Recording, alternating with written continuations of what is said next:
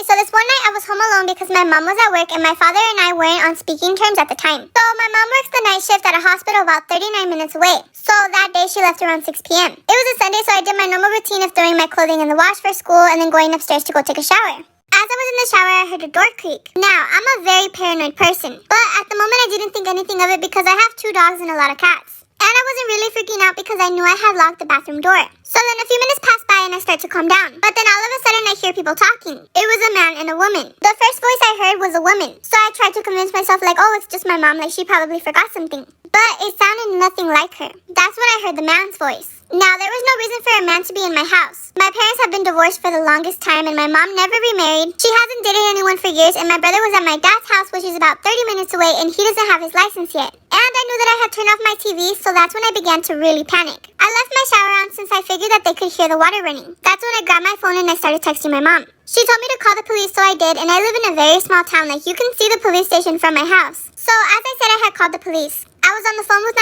911 and I hid up in my bathroom. A few minutes passed by and that's when I heard sirens coming down the road.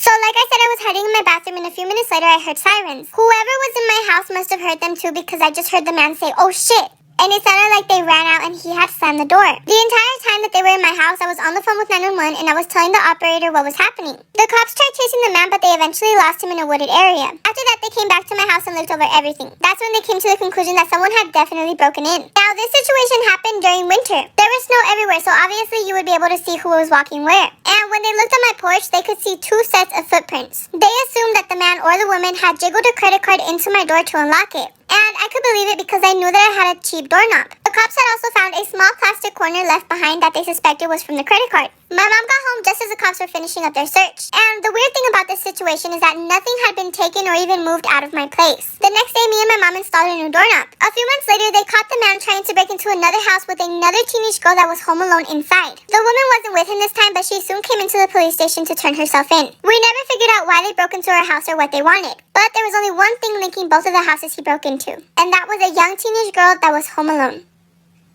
Story time! Okay, so this happened yesterday, but I'm gonna try to tell this story time without exposing myself as much as I possibly can. So for the past 2 weeks, I just haven't been in a good mental state. I haven't been myself and I've been trying to get myself out of this mental state, but it's a lot harder than what I think it is. But I'm trying, I'm trying. And yesterday I was on my way home and we had gotten some food. And for some reason I was like, I need to go to the park. For me, usually I go on walks when I'm not feeling okay. And I really wanted to go to the park, but I'm always by myself and I didn't feel like being by myself today. So I asked everyone in the truck, I was like, hey, who wants to go with me to the park? No one wanted to go. And I'm not gonna lie, I got kind of pissed off because I wanted at least one person to go with me, So I pulled aside and I was like, you guys can go home and go do whatever you guys want to do. Fuck you guys. Yes, I've been having mental breakdowns, okay? So as I'm walking to the park, I see this lady. And she's sitting at the picnic table with her head on the table. And I'm like, damn, she's going through it too. And in my head, I was like, well, I could go have a mental breakdown with her.